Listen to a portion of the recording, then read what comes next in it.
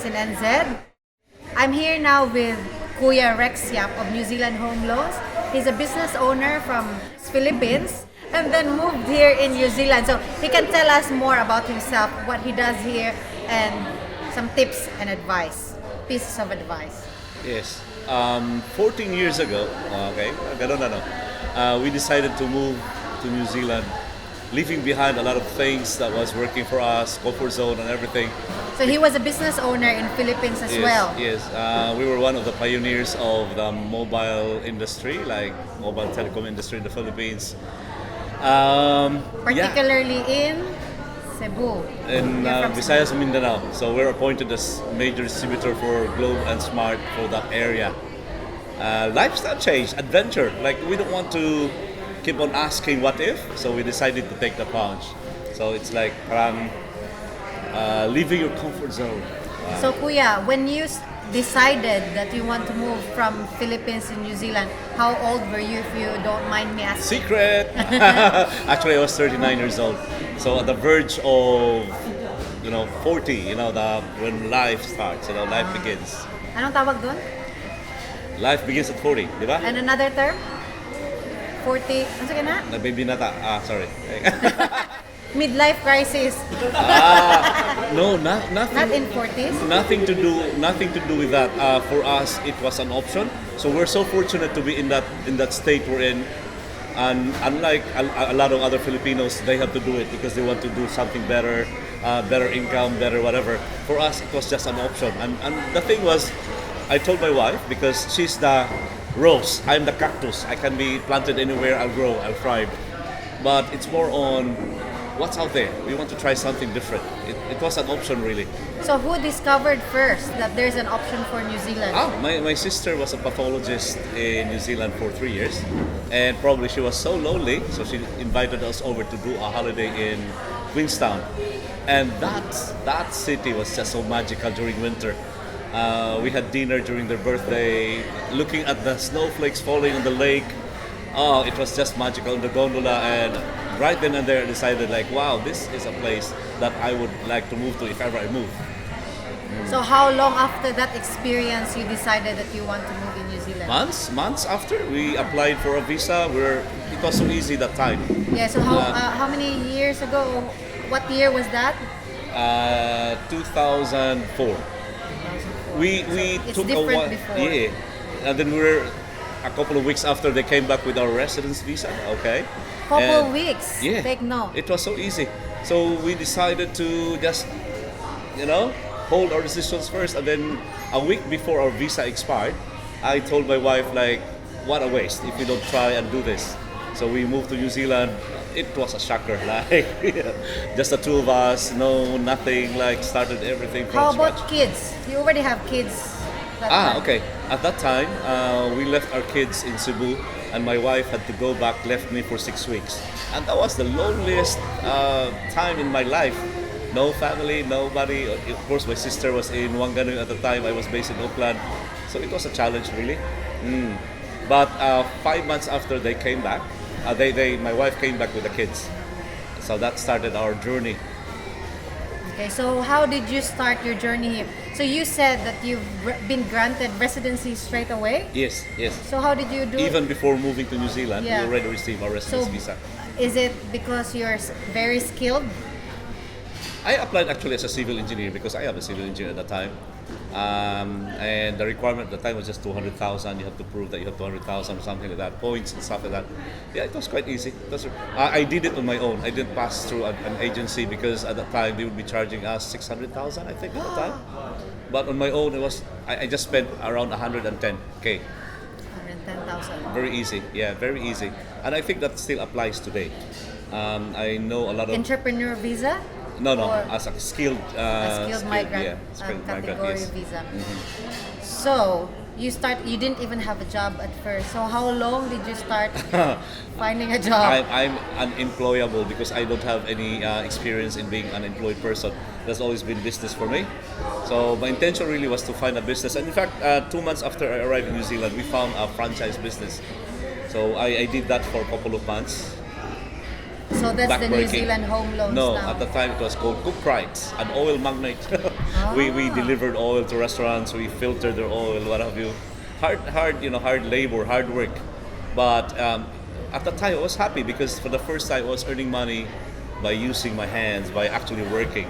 Unlike before, just signing checks and telling people what to do. Yeah. So this is also a story about someone doing really well in Philippines, I would say but so. still moved I would to say New so. Zealand for a better life.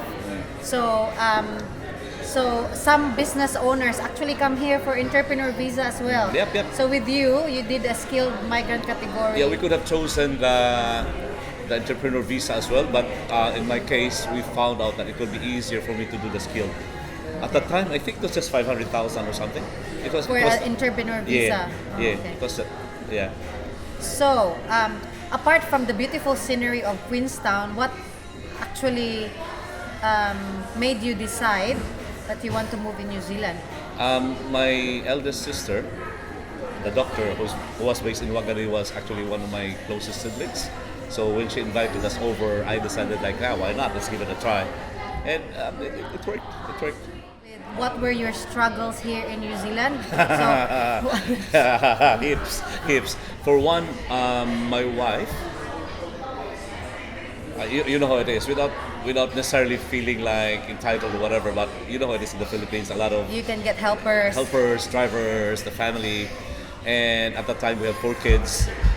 So my wife, for her especially, it was a struggle because taking care of 4 young kids with no help whatsoever, and it was her first time to do so, was a bit of a challenge really. Like she was crying for the next 6 months. 6 months. Take note. It's not always But I easy. keep on reminding her that our purpose is just to get citizenship, and after that we can always go back back to Philippines. and whatever, That was always when you focus on something, your goal, you'll never lose hope. You'll never mind doing Get this. sidetracked. Yes.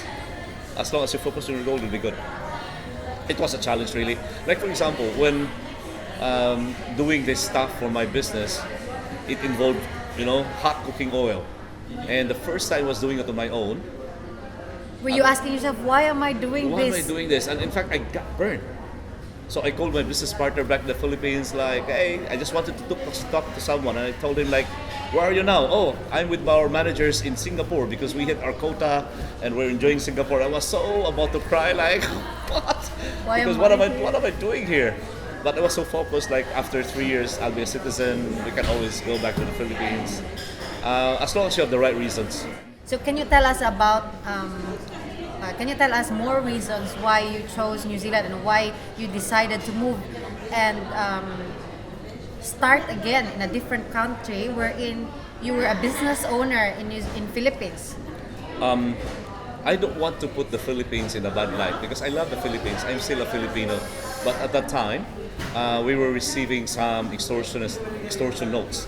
Like this group, whether they're real or not, but they were knowledgeable about our situation. Like they know where my kids are studying. They know where the driver, pass every day. One other thing is, I was a leader of a Christian community back in the Philippines, and it was hard to live our faith because you have to go with the flow, swim with the flow, go whatever else is doing. In April, you'll have to do something with your tax declaration, whatever it is you call it, income tax, and otherwise you cannot compete, you cannot survive. So one thing I noticed in New Zealand, very straightforward, the law is applied across the board. Like the first month we were here, headline news was Helen Clark at that time was a prime minister. Her party was issued a speeding ticket because she was in a hurry going to Wellington, but the police wouldn't hear any of that. She was issued a speeding ticket.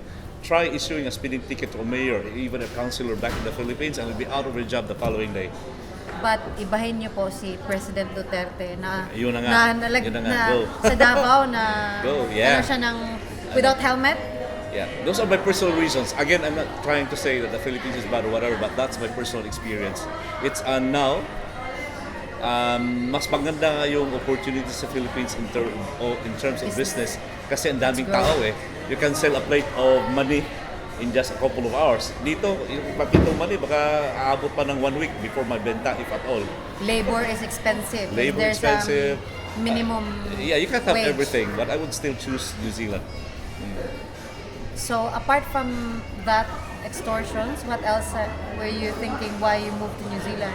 About the kids or Yeah, it's at that time my kids were so young. Actually, I saw New Zealand as an ideal place to raise a young family. Really ideal. Like you just run from home to the school. Something that's different to what we were experiencing in Cebu. In Cebu, my driver had to drive my kids for an hour just to be able to go to their school.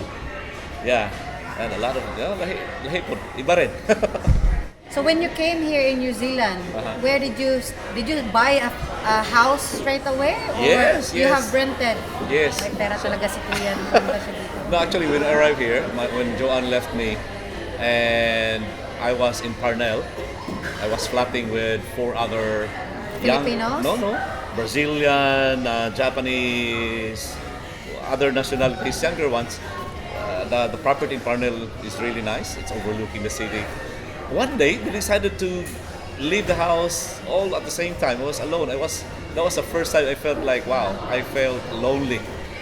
So I moved to Hamilton. I had a friend there. So it was there that I started my business. Yes. The thing is, I always had this advocacy for financial literacy. Even back in the Philippines, I thought I shared whatever I know about money with my employees, with my friends, because that's really, really important.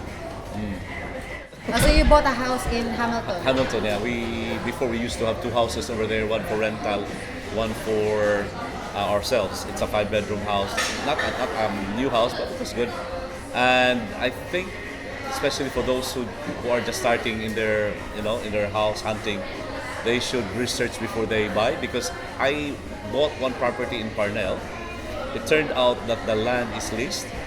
So in terms of, if you don't know what that means, so you better check. If you're buying a property, you better check and you better know what you're doing.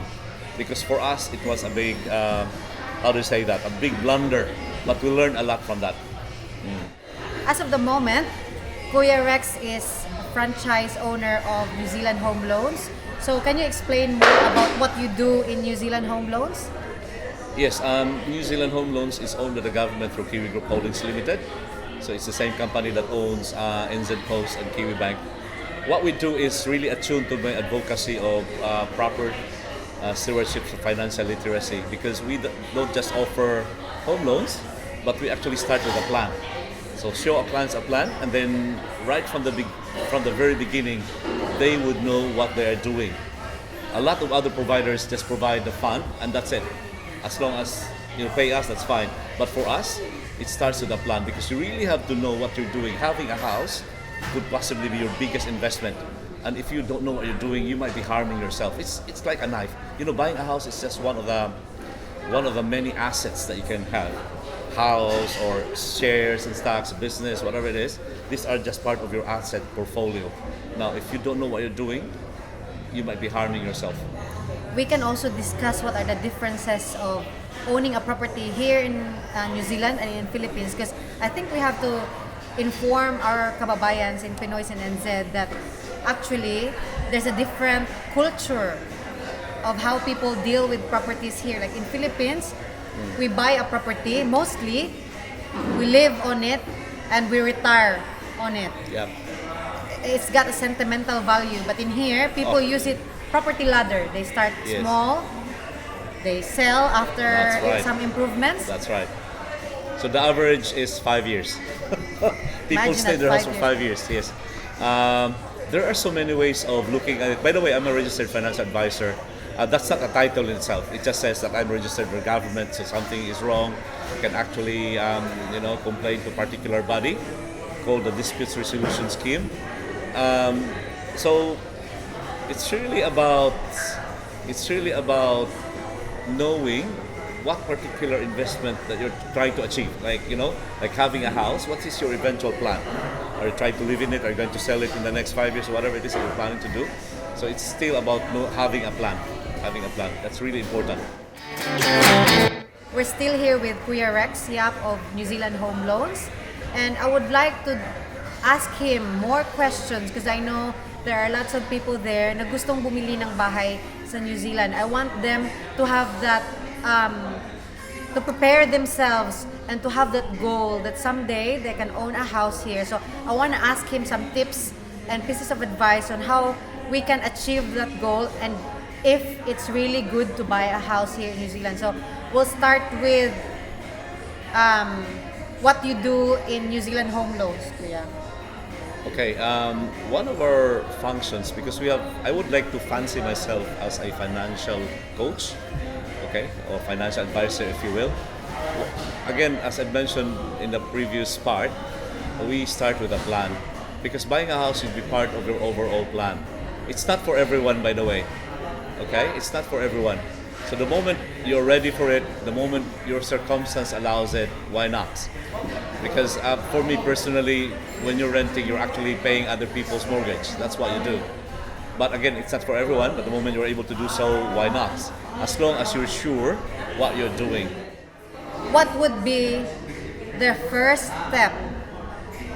So do they have to assess themselves if it's for them? So how do they assess themselves na, if I want to stay here in New Zealand? I know what you mean. I think, konting plugging. Okay. In the past 10 years, I have been doing financial literacy seminars all over New Zealand. Nothing to do with my business, but more on raising awareness about finances. Because a lot of relationships are affected. The way we look at the world is actually affected by our finances. Kasi kung gipit, mainit ang ulo, di ba? Alright. So, like in my financial literacy seminars, I always talk about three things. One is mindset. It's all about mindset. Okay, and the other one is awareness. And you do that by being aware what's out there. The third one is empowerment, by knowing what the tools are available, by educating yourself. Okay, so everything will fall into place once you are aware of this. Buying a house is just one of the aspects. Because for some people, it may not be for them, but they can invest in other ways. I'm just sharing experience. I'm not giving advice here because my registration is all about home loans and insurance. But my experience tells me that some are happy with, for example, paper assets like stocks and shares. Some are happy with business.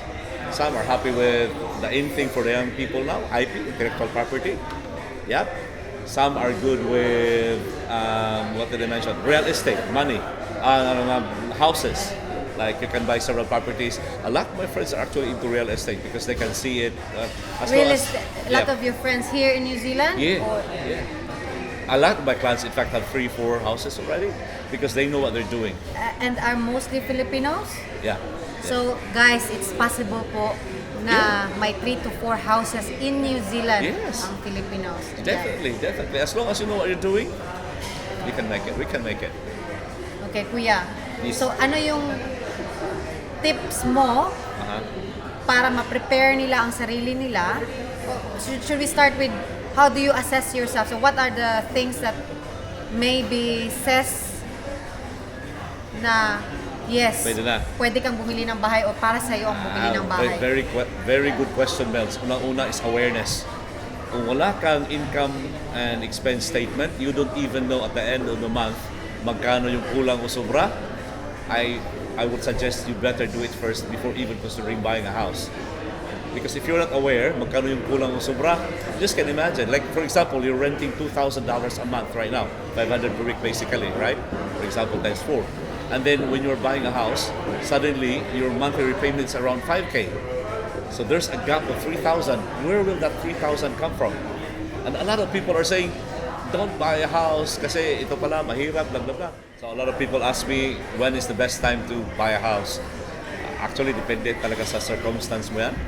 So the moment you're aware na kaya mo pala, like how do you become aware? There are so many tools. Yun na nga, unang-una is the income and expense statement. If you can do that for yourself, like alam mo yung total income yung mag-asawa, less sa total expenses din you'd be surprised. Some people would like to think na marami silang extra, but when they actually do it, magugulat na lang sila.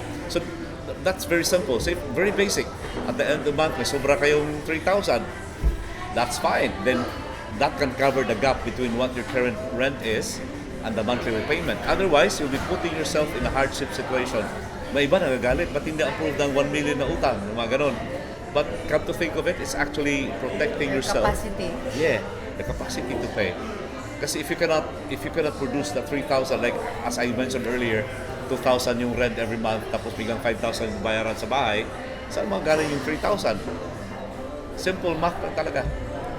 Next step. Next, anong pang ibang tip ko na sabihin? A lot of our clients have this nice idea of buying that ideal house straight away, but in most cases it doesn't work. A lot of our clients start with a basic, simple 2-bedroom house, and then a year or two, then they know how it works. Some would actually sell it, and whatever, like goes up. Equity. The ladder, release equity and whatever it is. So Kuya, most Filipinos actually don't want to settle less. Like they want to start with brand new house. They want to be in a really flash property area. They want to be in the city center, or they want to be close to everything, all the amenities. But you should also think, is it worth your money, or is it good for future Yep. growth? So again, buying a house should be part of your overall plan. Kung ma-afford nyo naman bumili ng magandang bahay, of course, we would not to do that. But kung hindi kakayanin, don't force it. Kayo lang rin mahihirapan. Kayo lang rin mahihirapan, believe me. So, you would rather know anong yung circumstance ninyo, anong kaya ninyo, go for it, rather than keep on renting. And then kung kaya ninyo in the next 2-3 years, you can go up. About renting as well, if you actually compute it, how much you pay per week, and then divide it for 52 weeks, how much are you really paying for your rent? If you save it for 2 to 3 years, That's but right. you actually already have the deposit for, why would you want to pay someone else's mortgage when you can actually own a house and use it to pay off some parts of the mortgage, and at the same time, the property hopefully will have principal growth or increase its value. For those who are planning to buy their first home, I would strongly suggest you come up with the 10 of the things that you need to be in that house. So you have to differentiate the need and the wants. Okay?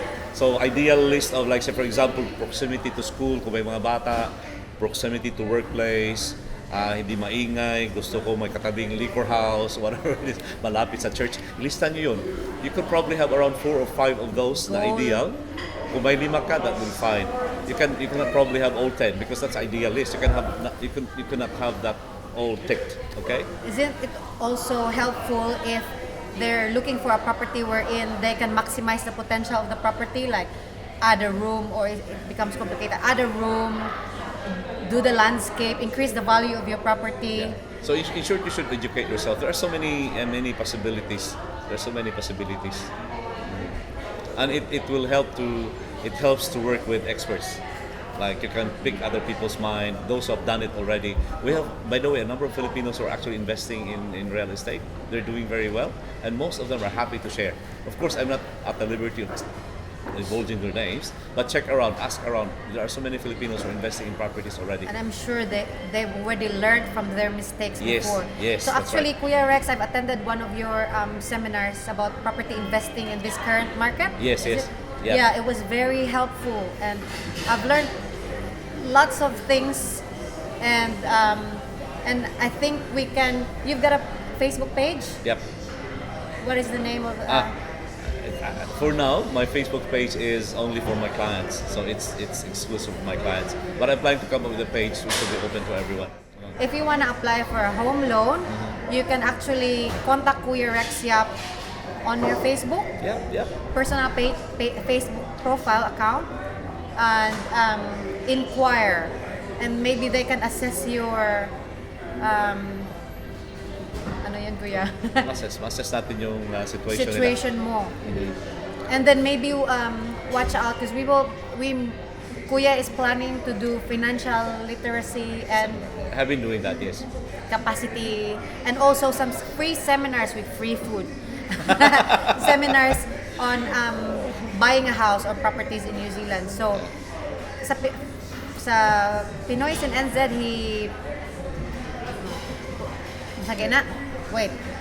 in Pinoy's in NZ, he also posts about some seminars regarding buying properties in New Zealand. So if you have more questions, you can also comment, guys, and we will do another episode wherein we can ask Kuya some of your questions you want to know about investing in New Zealand. Yeah, for me, really, Meldz, it's just about being able to serve.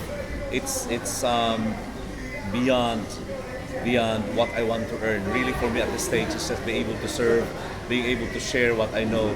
Because life is more than just about money. It's really about serving. It's really about sharing what you know. It's really about how to say that. Because whatever knowledge you have, whatever resources you have, it's not only for yourself. It's about Sharing helping is caring. others. More than sharing and caring. It's more about how do you say that? And the golden rule. My golden rule really is what I want for myself, I want for others to have too. That's the way to do it. Thank you for your time, Kuya, and Thanks, hope Meldz. to ask more questions. Yeah, anytime. I'm happy to help. Thank you.